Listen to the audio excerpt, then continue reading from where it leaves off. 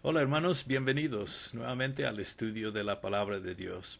En esta lección estamos siguiendo adelante con nuestro estudio en el Evangelio de Lucas. Esta es la lección que se encuentra en el capítulo 1, versos 5 al 25, donde veremos, como pueden ver, el anuncio del nacimiento de Juan.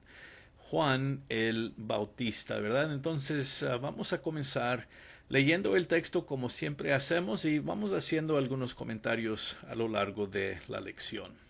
Comenzando pues aquí en estos versos primeros, versos 5 y en adelante, es una sección un poco más larga que la última lección, pero muchos detalles aquí que son importantes, no solamente a lo que se va a decir acerca de Juan, pero lo que tiene que ver Lucas queriendo decir en todo su evangelio. Entonces hay algunos temas, algunas ideas muy importantes aquí en esta primera, vamos diciendo, sección del Evangelio que Lucas va a resaltar a lo largo de su escritura, de su Evangelio. Entonces vamos a ver cuáles son estas cosas. Comenzando en el verso 5, pues, vamos a leer el texto. Dice, hubo en los días de Herodes, rey de Judea, un sacerdote llamado Zacarías, de la casa de Abías.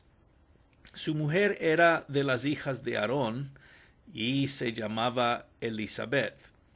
Ambos eran justos delante de Dios y andaban irreprensibles en todos los mandamientos y ordenanzas del Señor. Pero no tenían hijo, porque Elizabeth era estéril, y ambos eran de ya edad avanzada.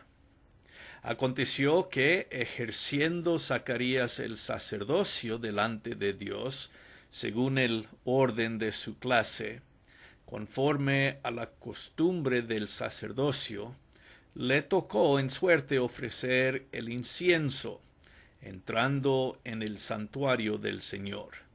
Y toda la multitud del pueblo estaba fuera orando a la hora del incienso.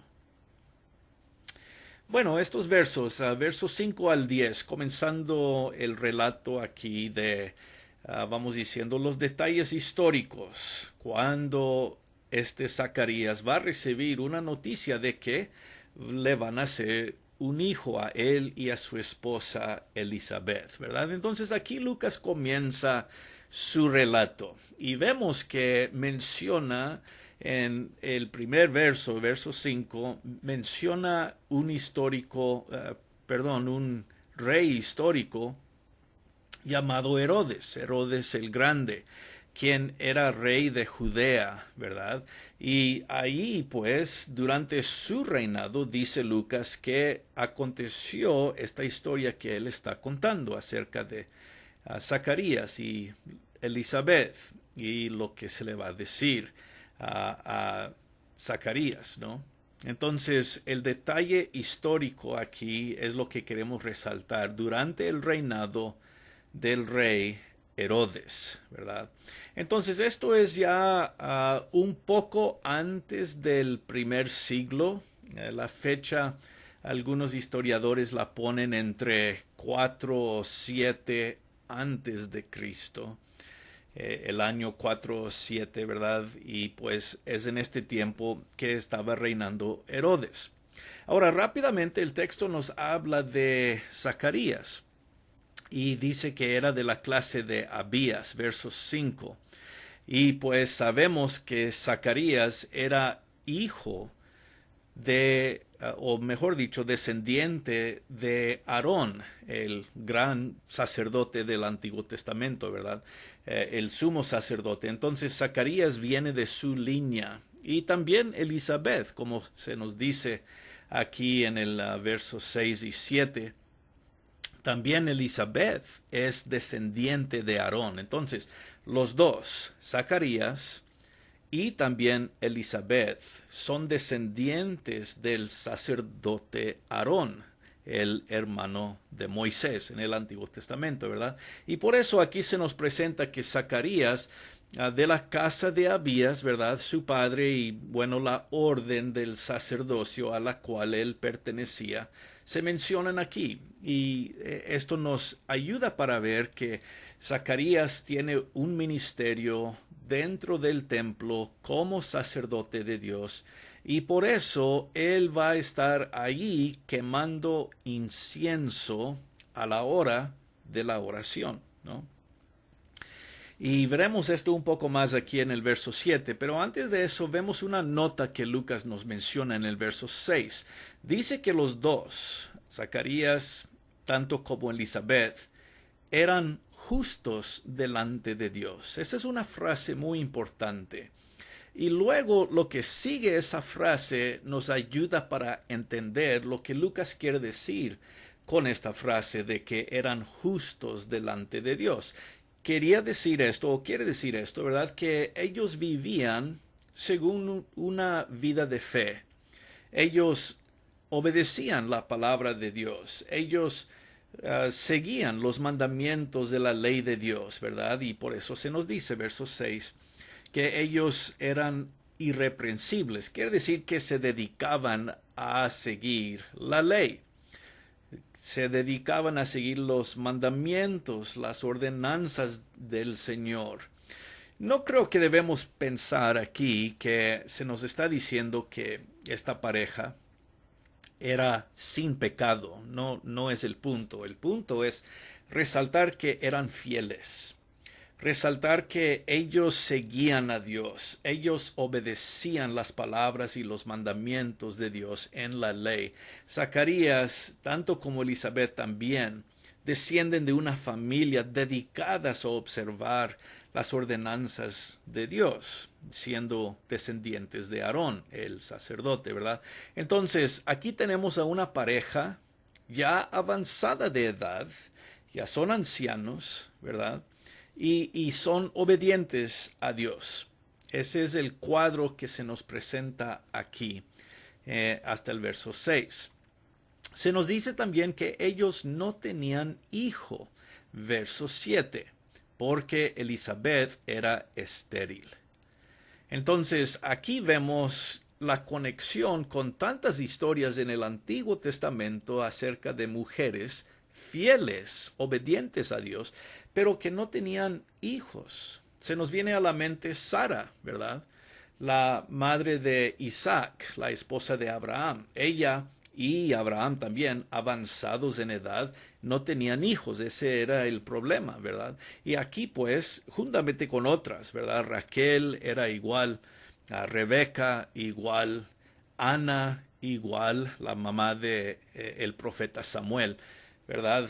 Varias historias en el Antiguo Testamento nos presentan un caso semejante. Una mujer, una pareja avanzada de edad no pueden tener hijos, ¿verdad? Entonces se resalta la limitación humana que tenían. No podían tener hijos y eran avanzados de edad. Otra cosa en contra de ellos poder tener hijos cuando se ve solamente los detalles humanos, ¿verdad? Era imposible para ellos, en otras palabras, tener un hijo, y por eso este anuncio divino es tan importante, porque va a resaltar el poder de Dios. Aquí los seres humanos no pueden hacer algo, pero Dios sí puede, y eso vamos a ver. Bueno, aquí ya pues tenemos el cuadro bien presentado de esta pareja, Elizabeth y Zacarías, ¿verdad? Dice que Zacarías estaba haciendo su trabajo, era su turno de estar en el santuario del Señor, el templo, y él tenía el privilegio, en verdad, de quemar incienso cada día, 2 veces al día. Según la ley de Moisés y lo que se le mandaba hacer a los sacerdotes en el libro de Éxodo, ellos tenían que ofrecer incienso sobre un altar dentro del templo una vez en la mañana y una vez a la tarde. Y eso es lo que aquí él está haciendo cuando se le va a aparecer el ángel. Ahora, algo especial de quemar incienso, como vamos a ver aquí, el incienso llegó a simbolizar la oración. Entonces lo que Zacarías está haciendo en el templo es orando a Dios y quemando incienso, lo que significa también oración. Entonces Lucas pone una perspectiva bien clara sobre la importancia de la oración aquí. Y como digo, esto lo vamos a ver a lo largo del Evangelio de Lucas. Hay algo especial en la oración. Esto se resalta, ¿verdad?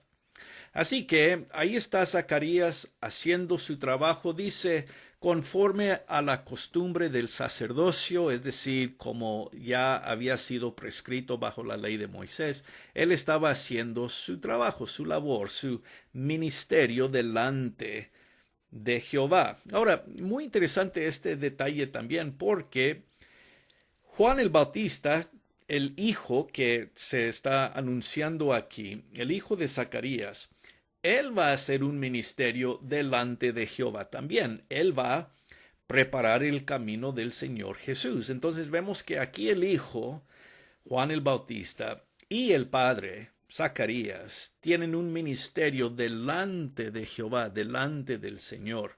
Y es una buena conexión que podemos ver ahí entre los dos, el padre y el hijo. Bueno, él está ofreciendo el incienso ahí en el templo, ¿verdad? Y vemos que también todo el pueblo, toda la multitud, dice verso 10, del pueblo, estaba fuera, es decir, no estaba dentro del templo, pero afuera del templo, y estaban ellos también en la oración.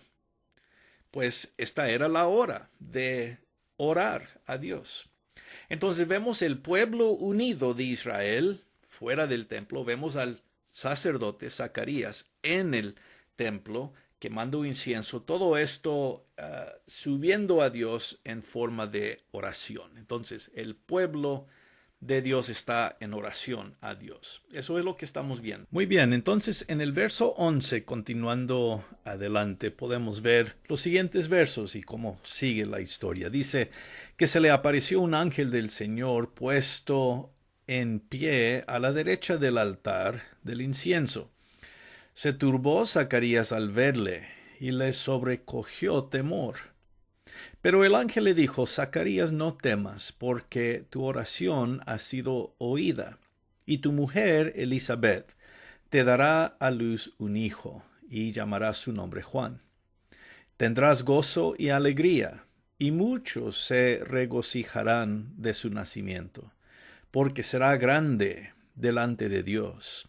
No beberá vino ni sidra, y será lleno del Espíritu Santo, aún desde el vientre de su madre, y hará que muchos de los hijos de Israel se conviertan al Señor Dios de ellos.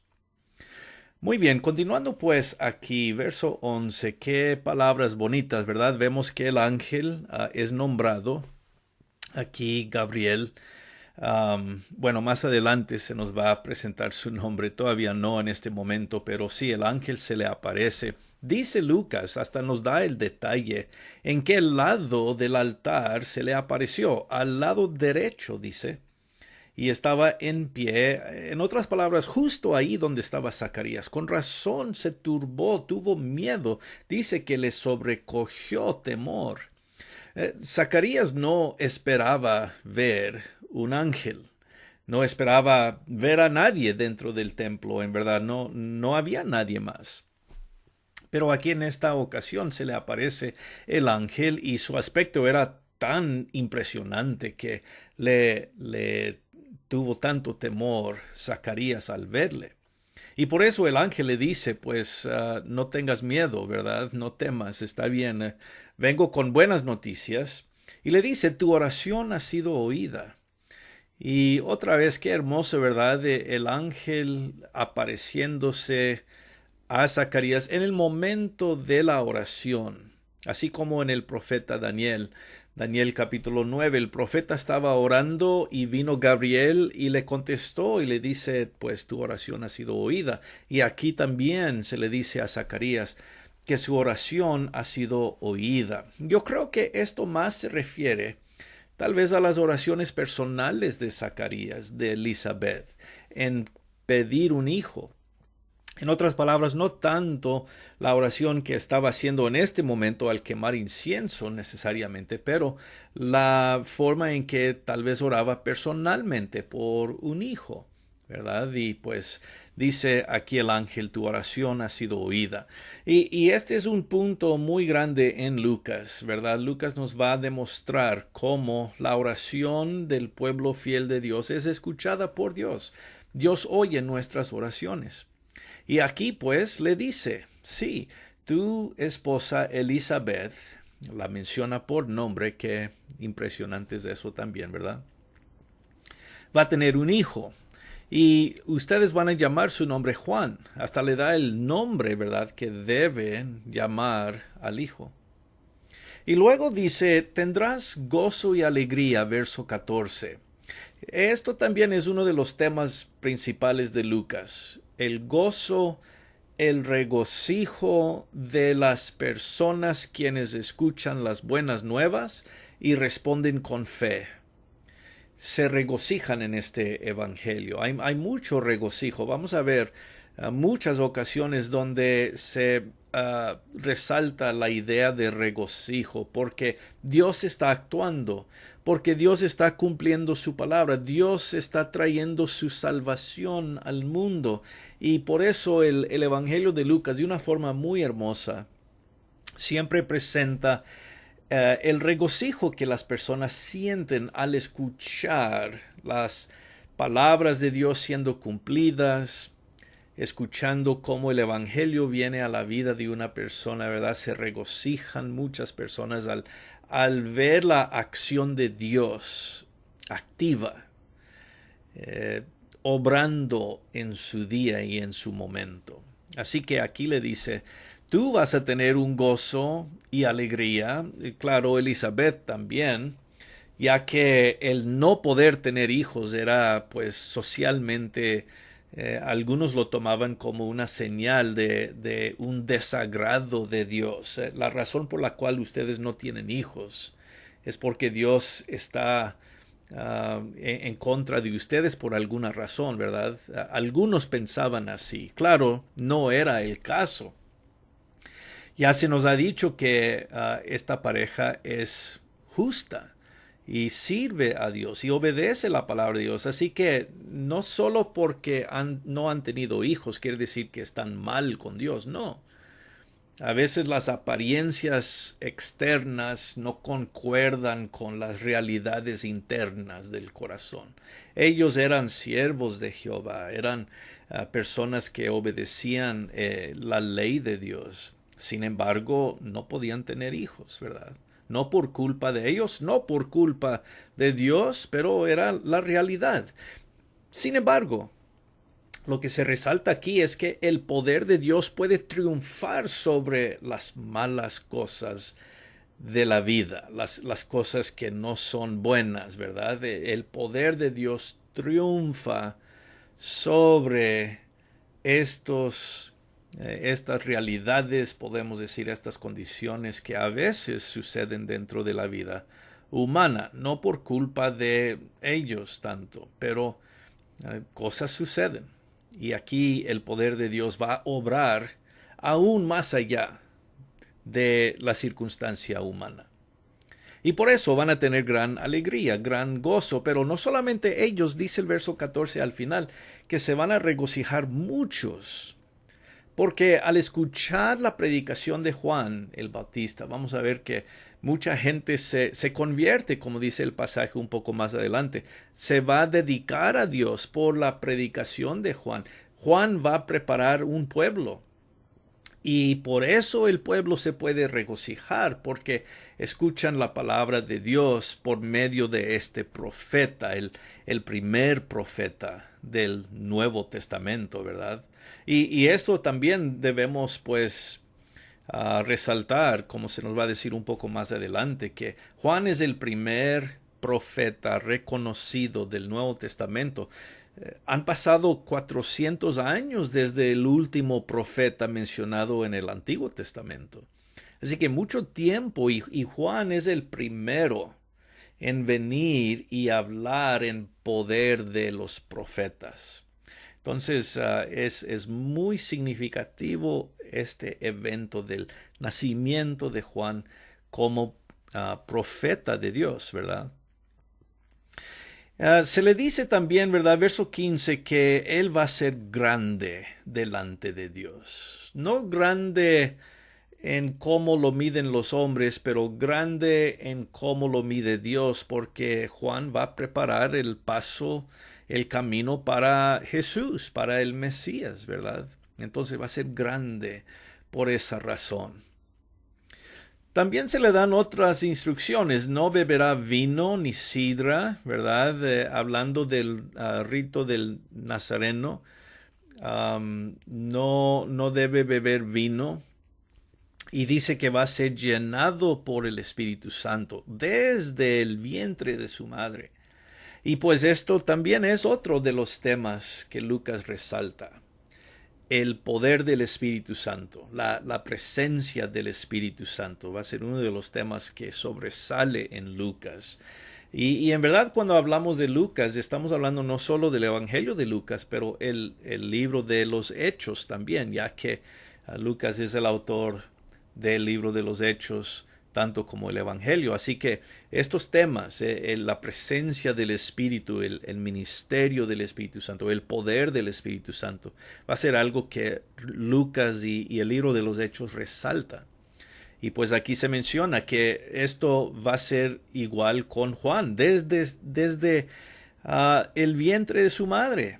El Espíritu va a venir sobre Juan aún estando ahí, ¿verdad? Entonces otra vez se resalta la naturaleza milagrosa en la cual va a actuar el poder de Dios y la presencia del Espíritu en ambos, en Juan y en la vida del Señor Jesús, como sabemos, ¿verdad?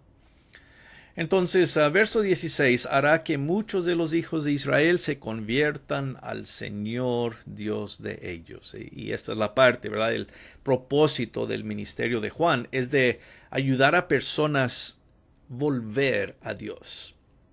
Ayudar a personas que han estado lejos, venir a conocer a Dios. Y otra vez, pues como veremos en este evangelio, uno de los temas más hermosos.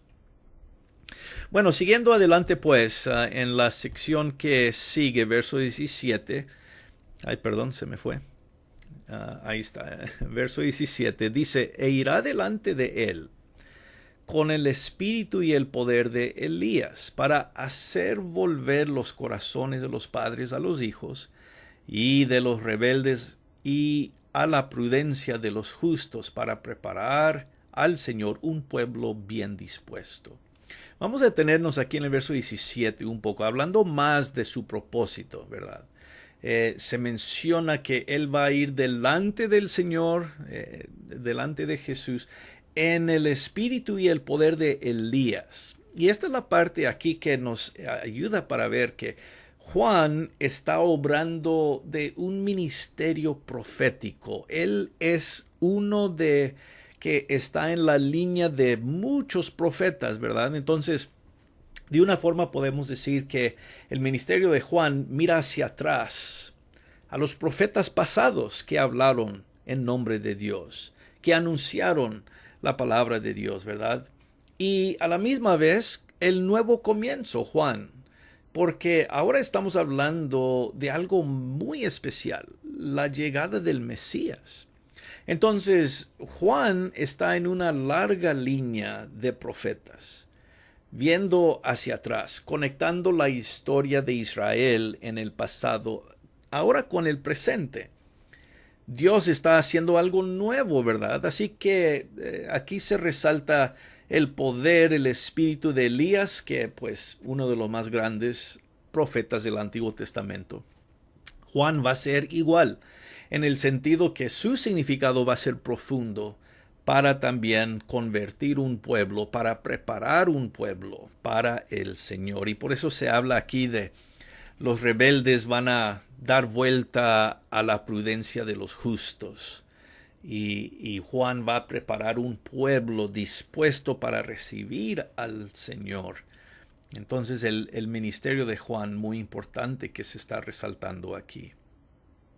Ahora, esto vuelve ahora, el ángel ha estado diciendo todo esto y pues dejamos ahí a Zacarías pues escuchando. Verso 18 retoma la posición de Zacarías y vemos lo que él pregunta. Le preguntó al ángel, dice el verso 18, ¿en qué conoceré esto? En otras palabras, ¿qué señal puedo tener para asegurarme de la certidumbre, la verdad de estas cosas que me estás diciendo? Podemos pensar que esto tal vez algunos han dicho, ¿verdad? Que es una muestra de falta de fe por parte de Zacarías. Y en cierta forma es eso algo de verdad porque el ángel va a decir que no creyó las palabras que el ángel le estaba diciendo. Entonces sí, él tiene un poco, le falta un poco de fe en escuchar y creer las palabras del ángel, como dice el verso 20. Pero no es totalmente fuera de lo normal tampoco. Muchas personas en el Antiguo Testamento le preguntaron, le pidieron a Dios una señal de que cómo puedo creer esto, ¿verdad? Así que Zacarías no es el primero en pedir una señal. Pero sí, es parte como que no tiene una fe completa en lo que el ángel está diciendo. Gedeón en el Antiguo Testamento tuvo algo semejante, ¿verdad? Y varios otros. Muéstrame una señal para creer, para saber que esto es verdadero, ¿verdad? Y pues puedo confiar en él. Y yo creo el punto de de Gabriel va a ser ese, ¿no? Hay que creer la palabra de Dios que se te ha proclamado. Debes creer solo por escuchar la palabra. No necesitas una señal. Si realmente tienes fe, una persona de fe, cree la palabra de Dios y punto. Hay una fuerza en el anuncio, en lo que es la palabra de Dios. Y eso demanda fe y creencia solamente. No tienes que ver un milagro, no tienes que ver una señal. Solo hay que creer el mensaje que se ha proclamado. Y pues otra vez aquí vemos Gabriel diciéndole justamente eso. El verso 19, él responde y finalmente aquí, después de todo este tiempo, dice, yo soy Gabriel. Le da su nombre, ¿verdad? Gabriel es uno de dos ángeles nombrados en la Biblia. Gabriel y Miguel, los únicos que conocemos sus nombres, ¿verdad? Su nombre significa algo como el héroe de Dios o algo como el que glorifica a Dios, ¿verdad? El nombre Gabriel. Y pues le dice, yo estoy delante de Dios. Y cuando él dice eso, parece como que estuviera diciendo, yo paso el tiempo en presencia de Dios. Según los judíos, Gabriel era uno de los arcángeles, uno de los cuatro que siempre estaba en presencia de Dios. Muchas veces estos cuatro son mencionados como los seres vivientes que aparecen ahí alrededor del trono de Dios cuando hay una visión de Dios. Por ejemplo, Apocalipsis capítulo 4, Ezequiel capítulo 1 y 10. Y otros pasajes, ¿verdad? Entonces, cuando Gabriel dice, yo estoy delante de Dios, está especificando que él es un ángel distinto. No hay muchos como él.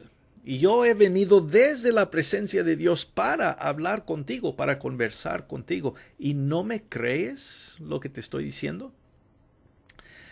Sí, es algo pues un poco fuerte que le está diciendo. He sido enviado a hablarte. Dios me envió a ti para darte estas buenas nuevas. Y ahí es tan hermoso, ¿verdad? Las buenas nuevas. El Evangelio. Las noticias que traen gozo. En este caso, el anuncio del nacimiento de Juan. Claro, más adelante es de esta palabra que sacamos el Evangelio, que sabemos que son las buenas nuevas de Dios acerca de la salvación. Y le dice, pues yo he sido enviado a ti para darte este mensaje. Y ahora vas a quedar mudo y no podrás hablar, verso 20, hasta el día en que esto se haga por cuanto no creíste mis palabras, las cuales se cumplirán a su tiempo.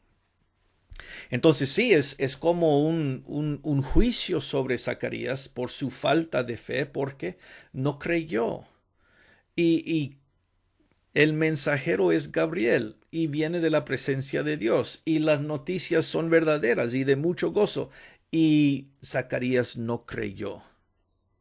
Y por eso le dice, pues va a haber una pena aquí, hay algo que te va a afectar, no vas a poder hablar hasta que se cumplen estas cosas. Y vemos el énfasis que se pone aquí acerca del cumplimiento de las palabras de Dios. Cuando Dios dice algo, se van a cumplir esas palabras, ¿verdad? Bueno, todo esto pues queda en fin aquí en estos últimos versos 21 al 25. Dice, y el pueblo estaba esperando a Zacarías y se extrañaba de que él se demorase en el santuario. Estaba pasando mucho tiempo, más de lo que era necesario. Por eso pues pensaban que les sucedió. Verso 22, pero cuando salió no les podía hablar. Comprendieron que había visto una visión en el santuario. Él les hablaba por señas, pero permaneció mudo. Entonces, como el ángel le dijo, pues quedó ahí sin poder hablar. Entonces, él está tratando de hablar por señas que algo le pasó, ¿verdad? Y el pueblo está diciendo, bueno, ¿qué pasó? Y no puede hablar. Pero, cumplidos los días de su ministerio, se fue a su casa, igual en silencio, mudo, no pudo hablar todavía. Y esto va a pasar por unos cuantos meses, ¿no? Porque dice que hasta que se cumplan estas cosas, él no va a poder hablar. Entonces quedó mudo por un buen tiempo, unos cuantos meses.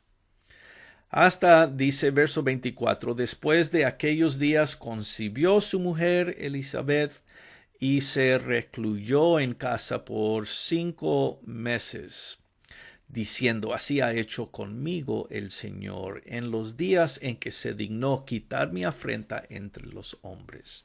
Y ahí vemos, desde el punto de vista de Elizabeth, el no poder tener hijos ha sido una, como ella dice, afrenta entre los hombres. Socialmente tenía que decir, no, no tengo hijos. Y eso era, pues como ya hemos mencionado, algo negativo. Pero qué bonito. Ahora el Señor ha hecho algo conmigo. El Señor ha actuado. Y de esta forma vemos que Elizabeth da gloria a Dios por la acción de Dios. Ella creyó, ¿verdad? Porque vio que ahora estaba embarazada y iba a tener un hijo. Pero Zacarías le costó un poco tener esa fe al principio. Claro, él pues es un hombre fiel, como ya hemos visto, se mencionó de él, pero en este momento no creyó las palabras, así dudó un poco, pero bueno, todo va a cambiar cuando se cumple la palabra de Dios. Bueno, con todo esto pues podemos ver un relato tan importante. Claro, el nacimiento de Juan conlleva tantas cosas aquí. Por eso la lección, como digo, es un poco más larga porque hay tantos puntos. Son los primeros que se están mencionando y temas que van a tener gran importancia más adelante en el resto del Evangelio. Vamos a resumir lo que hemos visto básicamente. Vemos pues como ya mencionamos, Juan el Bautista es el primer profeta reconocido en el Nuevo Testamento y pues no ha habido profeta antes de Juan por 400 años, mucho tiempo. Número 2, la presencia del ángel Gabriel resalta la importancia del nacimiento de Juan. No fue enviado cualquier ángel, pero Gabriel, desde la presencia de Dios, ¿verdad? Muy especial. Y claro, Gabriel también va a ser enviado a María para anunciar el nacimiento de Jesús, como veremos en la próxima lección. Así que estos son eventos de mucha importancia, es lo que estamos diciendo. Y se nota eso por la presencia de Gabriel aquí.